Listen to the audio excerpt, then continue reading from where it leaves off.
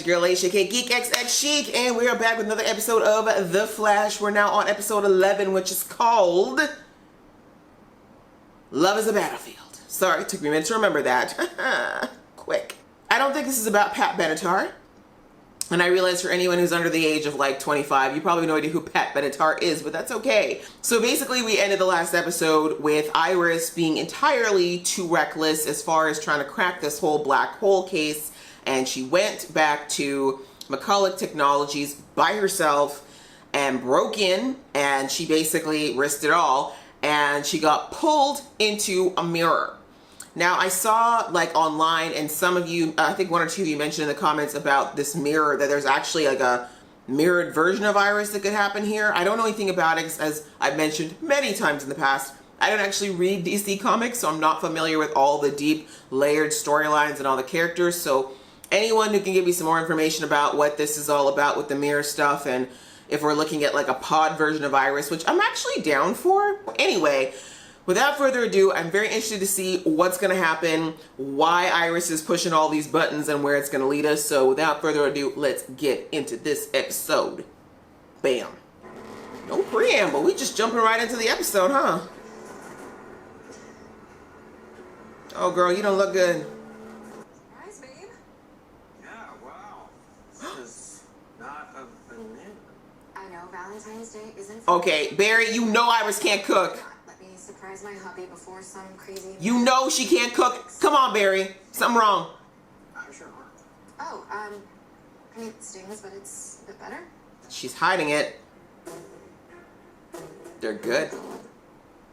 When did you learn to cook? What? The way he caught himself! Ah! But seriously, Barry.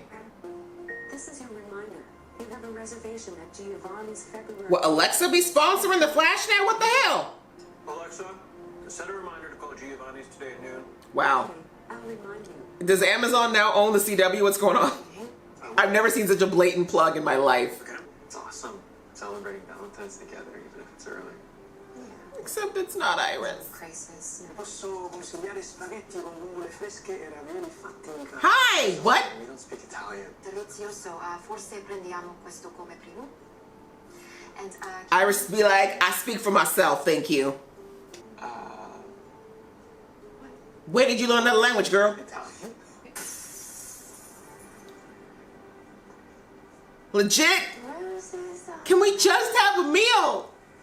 lights are blue. Oh God, Amunette, really? Don't you just say a sigh? I'm still a cop. Right? Oh, okay. Semantics. Oh, because behind every great man is a woman rolling her eyes. The snort though. Okay, ma'am. Okay, do you realize how weak that made you look and how bad it made the police station look, Barry? Like, if you weren't gonna act on it, you shouldn't have said you were CCPD. Like, I don't know. You said you could be yourself around him, so go do that. You're right. oh, you snooze, you lose. don't worry. I'm sure they're just good friends. They're gonna make out now. I'm sure he's just telling her about how to understand the music. Allegra. And her arm's just sore. He's just massaging it. Work, girl. The world is your runway. She's taken. You don't seem like her type. Little do you know, I'm everybody's type. No problem, Lars? Not anymore. Banana. Banana. Keep saying it. Seems like I need a new bouncer. That was your bouncer, sir? That was your best? She's taken. I broke a bottle over Sneezer's head. You what? Hey, don't worry. Everything's fine. I was playing along with the information. He's fine. His head looked really hard. Who this?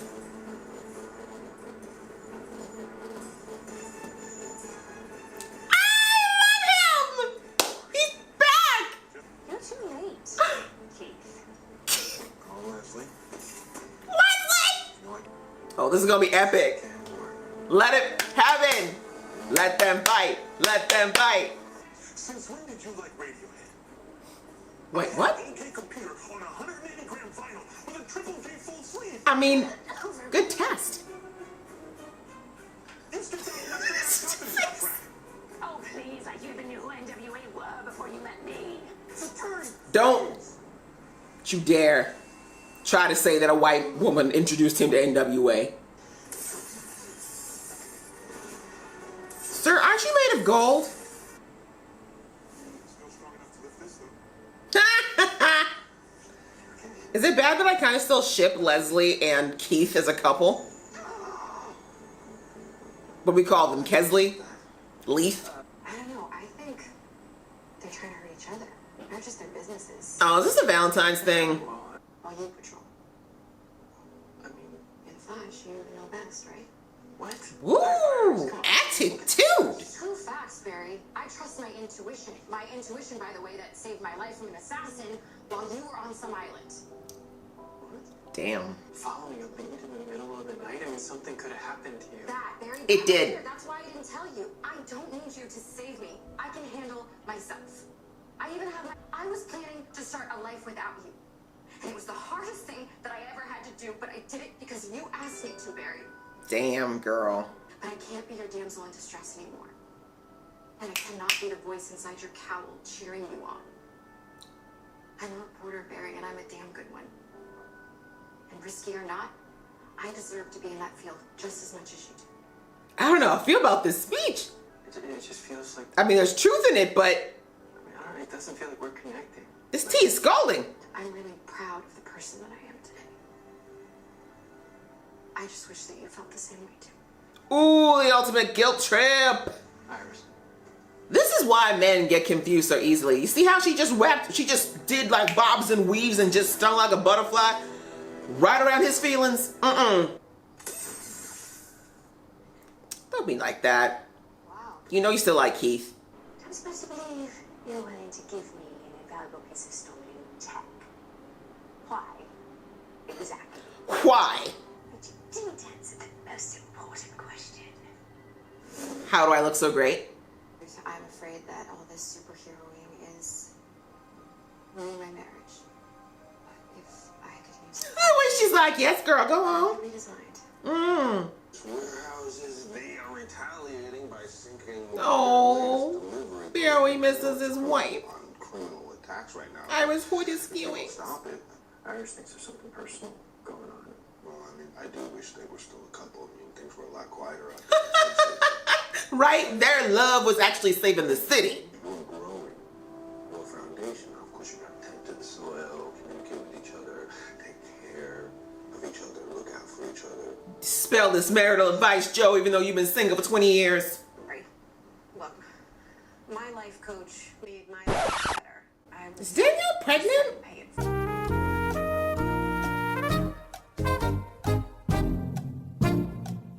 Went on a few dates. She is. Had some Might actually make you feel a lot better. And who knows? Maybe you'll get a friend out of it. Or maybe he'll dump hot coffee in your lap. But either way, Life happens in closure. black and white. Together.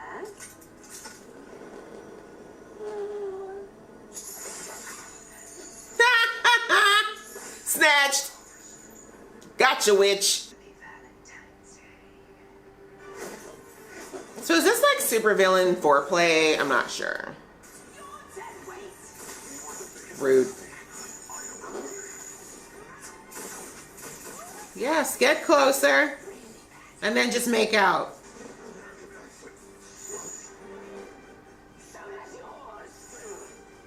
I'm from Connecticut. I went to Yale.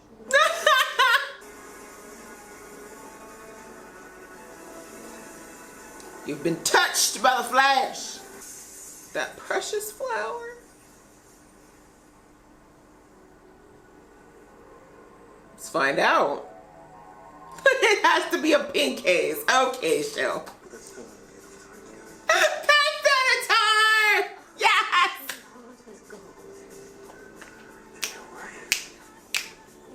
Besides my communications, Nancy.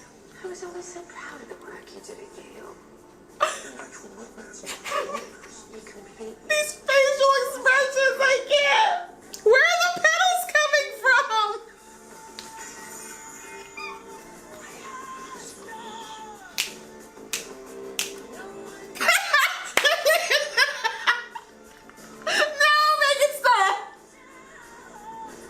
make us, okay, we should leave. Barry's like, I'm not sure if I want to leave. So we're saying that Iris and Barry are into voyeurism. Noted.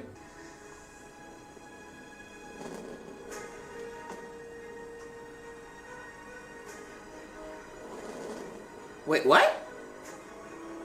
Was that Harry? Are they all meshing in his head now? Are they all conversion to one now? Real Iris. Real Iris is gonna show up right now. No.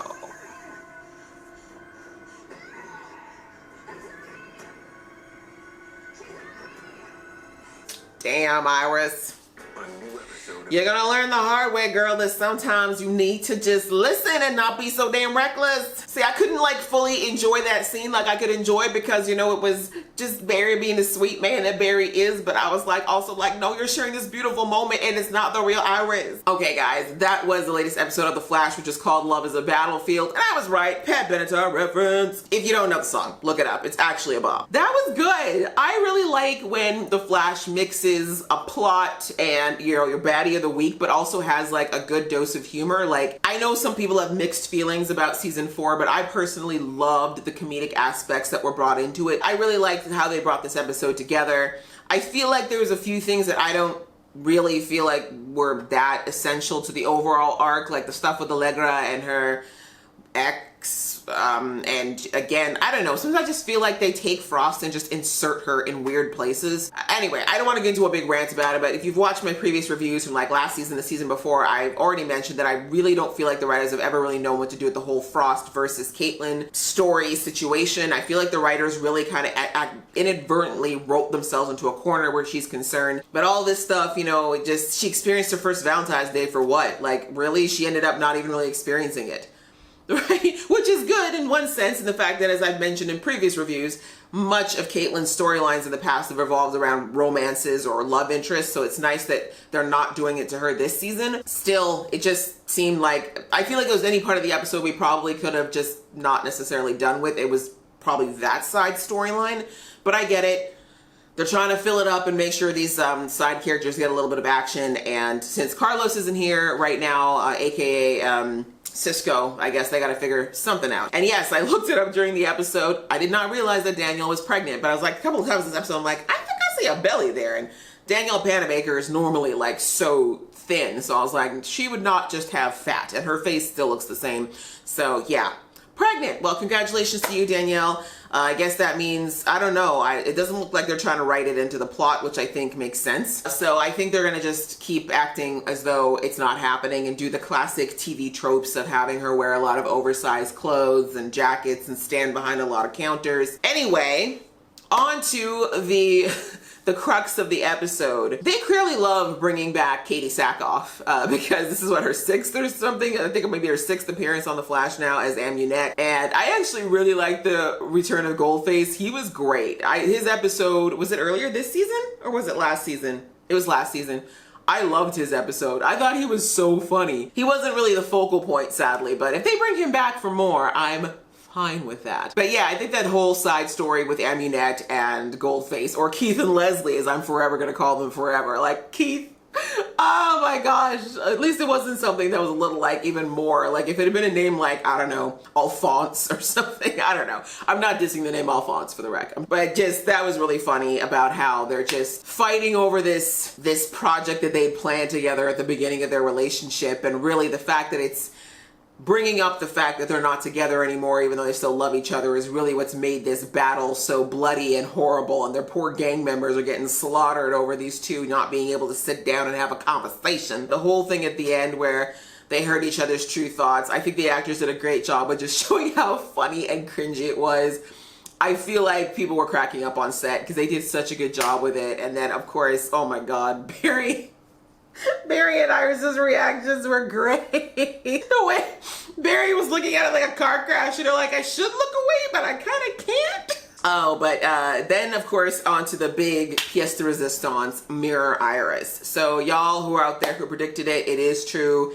This is not the real Iris, although this mirrored version I didn't know how they were going to play it because I know, like as I said at the beginning of this reaction, I know nothing about the mirrored storyline. I don't know what it is in the comics or how it works, but I wasn't sure if this person was going to come out and be completely different from Iris or be devoid of some massive parts of Iris or wouldn't have all of Iris's memories or knowledge. Like, you never really know. But it looks like whoever this is literally has all of Iris's memories and has all of Iris's references. Obviously, there's some things that Barry, as I said, like I feel like should have been a automatic warning bell. Like, really, your wife gave you a banana yesterday and she can make you a full course breakfast today? He did notice that something was off. He does feel like the two of them are not really connecting, that there's something off there on like I guess intrinsic level. But the reason I'm gonna forgive it is because the sad reality is that guys and girls are very different in the way that they interpret things.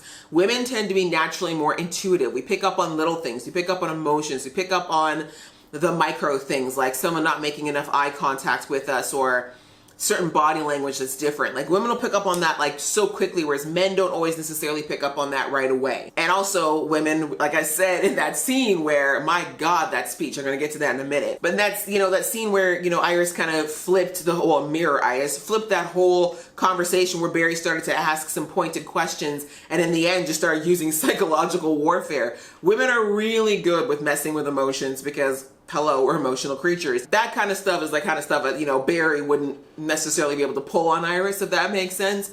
So with that advantage and the fact that, let's face it, as women sometimes we're emotional whirlwinds and guys sometimes are just barely keeping up, I can see how Barry could be distracted by that part and not focus on what's really the problem, which is that he knows that something is off with Iris. On to the speech.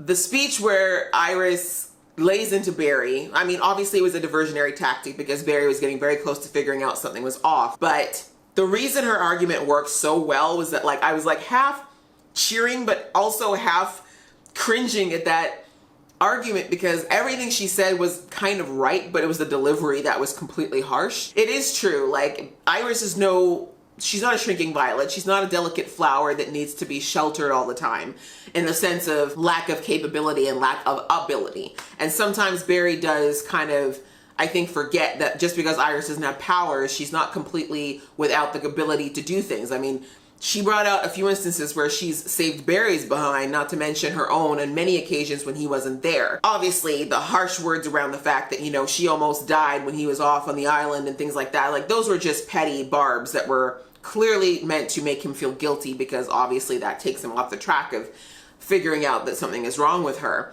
But I really do like that the show has acknowledged that Iris is this person who's capable. She's not, so many haters, so many antis of this show have come for Iris's character saying that she's not this, she's not that, she's useless, you could get rid of her. And I feel like this speech was an absolute clap back to all of them to say, no, here's all the reasons why Iris West Allen is absolutely a badass, always has been a badass, and has grown from that character that we saw from season 1. These writers are clearly about developing Iris and growing her as a character, and I'm glad that they kind of put that out there in our faces to let us know that, hey, we see you, we see Iris, we see you Iris fans, and don't worry, she's gonna get the development that she should have had all this time. We're giving it to her, don't worry. But as I said, the delivery was all wrong. Poor Barry did not deserve to get slapped around with the guilt stick like that, but what she said was absolute truth, and I think that's why Barry was so upset by it as well, because I think in truth, he hasn't really paid attention to Iris's goals and development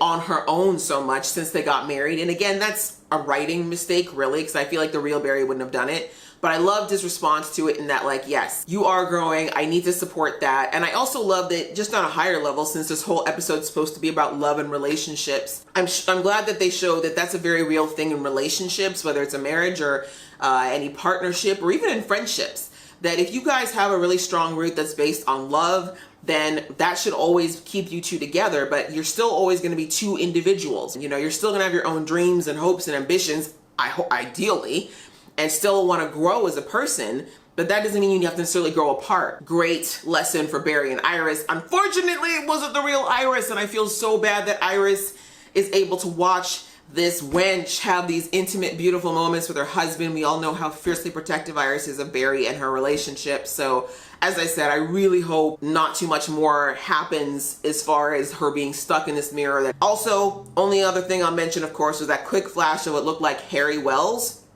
that we saw at the end that Indiana saw. Don't know if that actually is Harry. Makes me wonder if now that the multiverse has collapsed into one, if all the versions of all the different people are now potentially condensed into each person, and maybe Harry's the first person to know that. I'm not sure what that means, but knowing the show and how they've been doing things this past season, it's obviously going to lead to something bigger where Indiana's story is concerned. So I am looking forward to that. What did you guys think of this episode? How do you think this whole Mirror Iris thing is going to continue? How do you think it's going to unfold? What do you think she wants? Please leave your comments below. Let me know what y'all thinking, and I will look into them and respond because I love chatting with y'all. And if you like this video, guys, please click like it. If you want to see more from this geeky face, please click subscribe. Until next time, see ya.